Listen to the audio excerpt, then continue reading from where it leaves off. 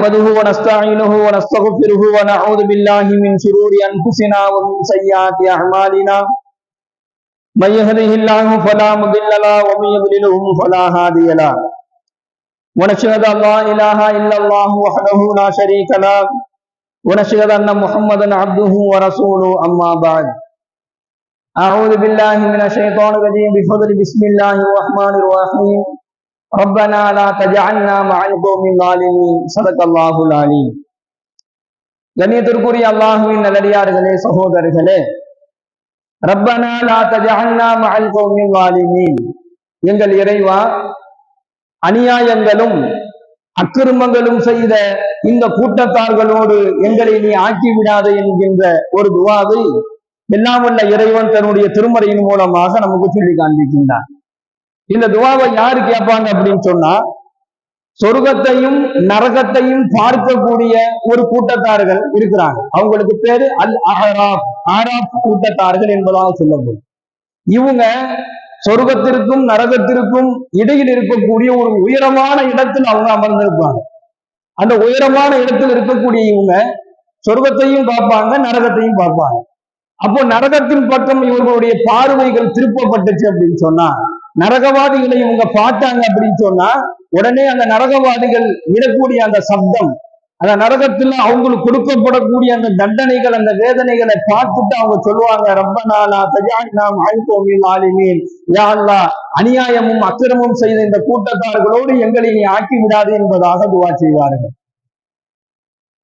பெருமானார் ஸல்லல்லாஹு அலைஹி வஸல்லம் அன்னவர்கள் கூறி காண்பிக்கின்றார்கள், உலகத்துல வாழும் பொழுது யாருக்காவது நீங்க சிறிதளவாவது ஒரு அநீதம் செஞ்சிட்டீங்க அப்படின்னு சொன்னா, அது பெரிய அநீதமாக இருந்தாலும் சரி, அல்லது ஆக ரொம்ப குறைவான ஒரு சின்ன ஒரு அநியாயம் செஞ்சிட்டாலும், அந்த அநியாயத்திற்கு பகரமாக நிச்சயமாக நாளை மறுமை நாளையில அல்லாஹ் கேள்வி கேட்பான். அல்லாஹ்ட்ட தப்பிக்க முடியாது. ஒரு சின்ன ஒரு அநீதம் இழைத்திருந்தாலும், ஒருவருடைய வாழ்க்கையில ஒரு சிறிய ஒரு துரோகம் செஞ்சிருந்தாலும், அல்லது அவருக்கு அக்கிரமங்களை இழைத்திருந்தாலும், இதற்கு பகரமாக அல்லாஹ் கேள்வி கேட்காம விட மாட்டான். அது யாரா இருந்தாலும் சரி, அல்லாஹ்ட்ட பதில் சொல்லிதான் ஆகணும். நிச்சயமா அல்லாஹ் கேட்பான். உலகத்துல வாழும் பொழுது இந்த மனிதருக்கு நீ இந்த மாதிரி ஒரு அநியாயம் செஞ்சிருக்கிற, அந்த அநியாயத்திற்கு பகரமாக அந்த அல்லாஹ்விடத்துல கொடுக்கப்படக்கூடிய தண்டனை, அல்லாஹ்விடத்துல அதற்கு உண்டான பதிலை சொல்லிதான் ஆகும். அதனாலதான் நபிகள் நாயகம் ஸல்லல்லாஹு அலைஹி வஸல்லம் அன்னவர்கள் அல்லாஹ்ட்ட இப்படி துஆ கேட்டாங்க, யா அல்லாஹ், யாரும் எனக்கு அநியாயம் செய்து விடாமல், அதே போன்று யாருக்கும் நான் அநியாயம் செய்து விடாமல். துஆவுல இப்படியே கேட்பாங்க, யாரும் எனக்கு அநியாயம் செஞ்சிடாம, யாருக்கும் நான் அநீதம் இழைத்து விடாமல் என்னை வாழ வைப்பாயாக என்பதாக நபிகள் நாயகம் ஸல்லல்லாஹு அலைஹி வஸல்லம் அவர்கள் துஆ கேட்பாங்க. அப்போ அநியாயங்களும் அக்கிரமங்களும் செய்யக்கூடிய ஒவ்வொருவருக்கும் நாளை நரகத்துல கடுமையான தண்டனை இருக்கிறது என்பதை இந்த வசனத்தின் வாயிலாக எல்லாம் உள்ள இறைவன் சொல்லி காண்பிக்கின்றான்.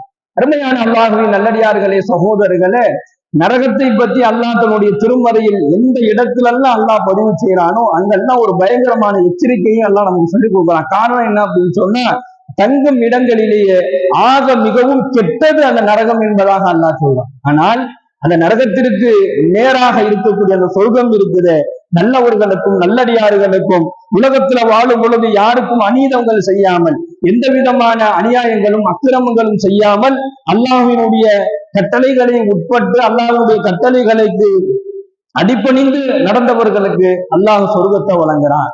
தன்னுடைய அருள்மறையான திருமறையில் அல்லாஹ் சொல்லி காண்பிக்கின்றான், தில்கல் ஜன்னத்துல்லதி நூரிசும் மின் இபாதினா. அல்லாஹ் சொல்றான், தில்கல் ஜன்னத்துல்லதி நூரிசும் மின் இபாதினா. அந்த சொர்க்கத்தில் நம்முடைய அடியார்களையும் நம்மை அஞ்சுபவர்களையும் அதன் உரிமையாளர்களாக நாம் ஆக்குவோம் என்பதாக அல்லாஹ் சொல்றான். தில்கல் ஜன்னத்துல்லதி நூரிசும் மின் இபாதினா மன் கான தக்கியா. இந்த உலகத்துல வாழும் பொழுது யாரு நாம எந்த அடியார்களை சொர்க்கத்துல அனுப்புவோம்னா, இந்த உலகத்துல வாழும் பொழுது என்னை அஞ்சி வாழ்ந்தவர்களை சொர்க்கத்தினுடைய உரிமையாளர்களாக நான் அனுப்பி வைப்பேன் என்பதாக எல்லாம் உள்ள இறைவன் இந்த வசனத்தின் வாயிலாக சொல்லி காண்பிக்கின்றான். அப்ப இறையச்சம் ரொம்ப முக்கியமான ஒரு விஷயமாக இந்த இறைவசனம் நமக்கு சொல்லி காண்பிக்கின்றது. அல்லாஹ் மேல பயம் இருக்கணும், அல்லாஹ் மீது பயம் இருக்கணும். நாம என்ன செஞ்சாலும், நாம என்ன பேசினாலும், நாம எங்க இருந்தாலும், நாம எதை செய்தாலும் அல்லாஹ் நம்மை கண்காணித்துக் கொண்டிருக்கிறான் என்று சொல்லக்கூடிய அந்த இரையச்சம் எந்த அடியானுடைய உள்ளத்துல வந்துருச்சோ அவனை அல்லாஹ் பாவத்திலிருந்து பாதுகாக்கிறான். ஏன்னா இறைவன் மீது இருக்கக்கூடிய அந்த இரையச்சம் நம்மிடத்துல சரியானதாக இருந்துச்சு அப்படின்னு சொன்னா பாவத்தின் பக்கம் சைத்தான் அவ்வளவு சீக்கிரம் என்ன செஞ்சிட முடியாது, நம்மளை கொண்டு போய் விட்டுற முடியாது. அப்ப அல்லாஹ் பாதுகாத்துருவான். அந்த இரையச்சத்தை கொண்டு அல்லாஹ் பாதுகாத்துருவான். யாரு இரையச்சத்தோடு வாழ்வாங்களோ நூறு சிமினி இபாதினா மன்கான தத்தையா, என்னை அஞ்சக்கூடியவர்கள், என்னை உலகத்துல வாழும் பொழுது என்னை அஞ்சக்கூடியவர்களுக்கு நான் சொர்க்கத்திற்குரிய உரிமையாளர்களாக அவங்களை ஆக்கிடுவோம் அப்படின்னு அல்லாஹ் சொல்றான். அப்ப அல்லாஹுவை அஞ்சக்கூடியவர்கள் எப்படி இருப்பாங்க அப்படின்னு பத்தி அல்லாஹ் தன்னுடைய திருமுறையிலே சொல்லும் பொழுது சொல்லி காண்பிக்கின்றான். அந்த சொர்க்கத்தில் அவர்கள் மிகவும் சந்தோஷமாக இருப்பாங்க. காலையிலையும் மாலையிலையும் 2 நேரங்களும் அவர்களுக்கு இன்பம் தரக்கூடிய அழகான உணவுகள் வழங்கப்படும். அதனுடைய அந்த உணவுகளை அவர்கள் சுவைத்து மகிழ்ந்து கொண்டே இருப்பார்கள். அது மட்டுமல்லாமல் காலை மாலை நேரம் என்பது இங்க இருக்கிற மாதிரிலாம் இருக்காது. காலையில வெயிலாகவும் மாலையில இருட்டாலாம் இருக்காது. சொர்க்கத்துல அந்த மாதிரிலாம் இருக்காது. எல்லாம் ஒரே நேரமாக இருக்கும். ஃபஜ்ருடைய நேரம், ஃபஜ்ருடைய முடிவு நேரம் இப்ப எப்படி இருக்குதோ இது மாதிரிதான் சொர்க்கத்துல எல்லா நேரமுமே இருக்கும். ஃபஜ்ருடைய முடிவு நேரம் எப்படி இருக்குதோ, இந்த வானம் எப்படி இருக்குதோ இது மாதிரிதான் சொர்க்கத்தில் எல்லா நேரமும் இருக்கும். ஒவ்வொருவருடைய இரையச்சத்திற்கு தகுந்தவாறு, அவருடைய படித்தரங்களுக்கு தகுந்தவாறு அவருக்கு சொர்க்கத்தை அல்லாஹ் வழங்குவான். இவர் தர்மம் செஞ்சுக்கிட்டே இருந்தாரு அப்படின்னு சொன்னா அவருக்கு ஒரு சொர்க்கம் இருக்கும். இவர் நஃபிலான வணக்கங்கள் செஞ்சுக்கிட்டே இருந்தாருன்னா அவருடைய அந்தஸ்து அந்த மாதிரி ஒரு சொர்க்கம். இவர் என்ன செஞ்சாரு, உலகத்துல வாழும் பொழுது யாருக்கும் எந்த விதமான அநியாயங்களும் செய்யல, யாருடைய பொருளாதாரத்தை சொத்து சுகங்களை அபகரிக்கல, யாரையும் என்ன செய்யல, கொடுமைப்படுத்தல, எல்லோரிடத்திலும் கண்ணியமா இருந்தாருன்னு சொன்னா அவருக்கு தகுந்த மாதிரி சொர்க்கம். ஒருத்தர்கிட்ட இரையச்சம் இருந்துச்சு அப்படின்னு சொன்னா அவர் சொர்க்கத்திலே உயர்தரமான ஜன்னத்துல் ஃபிர்தௌஸ் எனும் சொர்க்கத்துல பிரவேசிக்கக்கூடிய நல்ல நசீவை அல்லாஹ் வழங்குவான். அத்தகைய ஒரு நல்ல நசீவை அல்லாஹ் நமக்கு வழங்குவானாங்க. 2வது, அல்லாஹ்வுடைய மன்னிப்பை பெற்று தரக்கூடிய செயலை பற்றி நபிகள் நாயகம் ஸல்லல்லாஹு அலைஹி வஸல்லம் அவர்கள் கூறியதாக ஹஜ்ரத் அனஸ் ரலியல்லாஹு அவர்கள் அறிவிக்கின்றார்கள். எல்லாத்துக்கும் அல்லாஹ் மன்னிப்பு வழங்கிட மாட்டான். அதுலயும் நாம ரொம்ப கவனமா இருக்கணும். எல்லாத்துக்கும் அல்லாஹ்வுடைய மன்னிப்பு கிடைச்சிடாது. அல்லாஹ்விடத்துல பாவ மன்னிப்பு கேட்பது ஒரு பெரும் பாக்கியம் சொன்னா கேட்கக்கூடிய அந்த தௌபாவை அல்லாஹ் ஏற்றுக்கொள்வது அது மிகப்பெரிய பாக்கியம். அப்ப எல்லோருடைய பாவ மன்னிப்பையும் எல்லோருடைய தௌபாவையும் அல்லாஹ் ஏற்றுக்கோனா அப்படின்னு சொன்னா கிடையாது. அது அல்லாஹ்வுடைய கையில தான் இருக்குது.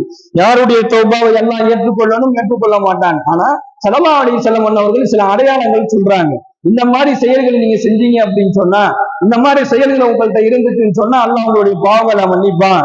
அதுல ஒரு செயலை பற்றி பெருமானார் ஸல்லல்லாஹு அலைஹி வஸல்லம் சொல்லும் பொழுது, ஒருவர் தன்னுடைய பெற்றோர்கள்ல இருவரையோ அல்லது ஒருவரையோ, தாய் தந்தையை பெற்று இருக்கிறாரு, இல்லைன்னா தாய் இருக்கிறாங்க தந்தை இல்லை, அல்லது தந்தை இருக்கிறாரு தாய் இல்லை, ஒருவர் தன்னுடைய பெற்றோர்கள்ல இருவரில் ஒருவரையோ அல்லது இருவரையோ அவர் பெற்று உயிரோடு அவர் பெற்றிருந்து அவங்க உயிரோடு இருக்கக்கூடிய அந்த நேரத்துல அவங்களை நல்ல முறையில் கவனித்து கொண்டாரோ, ஒண்ணு வேற ஒண்ணு சொல்லல, அவங்கள அந்த பெற்றோரை, அந்த தாய் தந்தைய அல்லது அந்த தாய் அல்லது தந்தைய நல்ல முறையில் எவர் கவனித்து கொண்டாரோ, அவர்களிடத்துல கண்ணியமாக நடந்து கொண்டாரோ, அவர்களிடத்துல மென்மையாக பேசி வந்தாரோ, அவங்கள ரொம்ப கவனமாக பார்த்துக்கிட்டாரோ, அவங்களுடைய தேவைகளை நிறைவேற்றி வைக்கிறாரோ, இவருடைய தௌபாவை அல்லாஹ் உடனடியாக ஏற்றுக்கொள்வான். இவருக்கு உடனடியாக பாவ மன்னிப்பு வழங்கப்படும் என்பதாக நபிகள் நாயகம் ஸல்லல்லாஹு அலைஹி வஸல்லம் சொல்லி காண்பிக்கின்றார்கள். இந்த ஒரு செயல் என்ன செய்யும் அப்படின்னு சொன்னா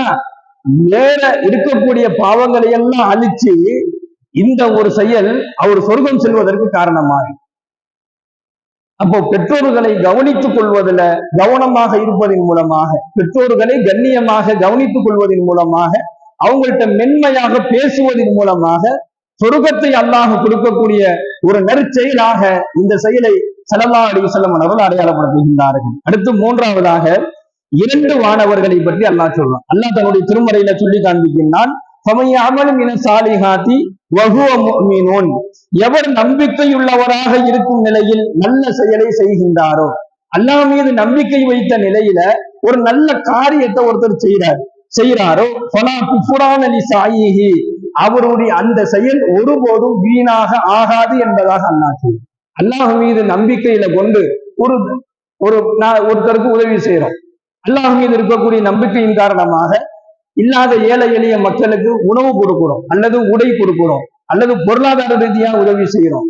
இல்ல அப்படின்னு சொன்னா அல்லாஹ் மீது இருக்கக்கூடிய அந்த முழு நம்பிக்கையில நம்ம கூட இருக்கிறவங்களுக்கு ஏதோ ஒரு உதவி செய்யறோம், ஏதோ ஒரு அவங்கள நம்ம பார்த்துக்கிறோம், அவங்கள நம்ம பராமரிக்கிறோம், அல்லது ஏதோ ஒரு உதவியை செய்யறோம். இது அல்லாஹ் மீது இருக்கக்கூடிய நம்பிக்கையின் காரணத்திற்காக வேண்டி இந்த செயலை செய்யறோம். இந்த மாதிரி ஒரு சின்ன ஒரு நல்ல செயலை செஞ்சாலும் பலா குஃப்ரான் நிசாயிஹி, அவருடைய அந்த முயற்சி அந்த செயல் ஒருபோதும் வீணாக ஆகாது.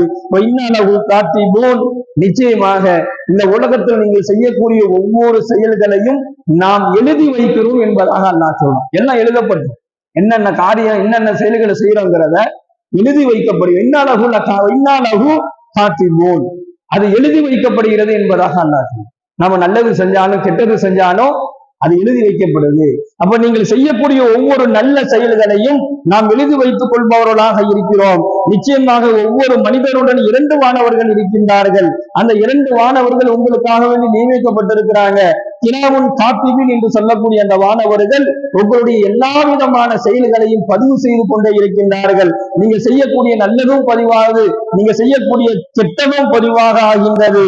மறுமை நாளையில அந்த கிராமுன் காத்திபின் என்று சொல்லக்கூடிய மலக்குகள் அல்லாஹ்விடத்துல சமர்ப்பிப்பாங்க. யாருன்னா இந்த அடியானுடைய செயல் இதுதான், இவனுடைய நல்லது இது, இவனுடைய கெட்டது இது என்பதாக நிச்சயமாக அல்லாஹ்விடத்தில் அது மறுமை நாளிலே சமர்ப்பிக்கப்படும் என்பதாக இந்த ஹதீஸின் வாயிலாக இந்த வசனத்தின் வாயிலாகவும் அல்லாஹ் தஆலா சொல்லி காண்பிக்கின்றான். எல்லாம் வல்ல இறைவன் நம்முடைய செயல்களை நல்ல செயல்களாக அல்லாஹ் ஆக்குவானாக. நாளை மறுமை நாளையில அந்த ஏட்டில் அந்த புத்தகத்துல நல்ல செயல்கள் செய்த அந்த ஒரு நிலையை அல்லாஹ் நமக்கு ஏற்படுத்தி வைப்பானாக. நம்முடைய பாவங்களை அல்லாஹ் மன்னிப்பானாக. கெட்டவர்களை விட்டோம், அநியாயம் செய்யக்கூடியவர்களை விட்டோம், அக்கிரமங்களை செய்யக்கூடியவர்களை விட்டோம் அல்லாஹ் நம் அனைவர்களையும் பாதுகாப்பானாக. அல்ஹம்துலில்லாஹி ரப்பில் ஆலமீன். அஸ்ஸலாமு அலைக்கும் வரஹ்மத்துல்லாஹி வபரகாத்துஹு. சுப்ஹானல்லாஹி வபிஹம்திஹி, சுப்ஹானக அல்லாஹும்ம வபிஹம்திக, வனஷ்ஹது அல்லா இலாஹா இல்லா அன்த, வனஸ்தக்ஃபிருக வனதூபு இலைக். சுப்ஹான ரப்பிக ரப்பில் இஸ்ஸத்தி அம்மா யசிஃபூன், வஸலாமுன் அலல் முர்ஸலீன், வல்ஹம்துலில்லாஹி.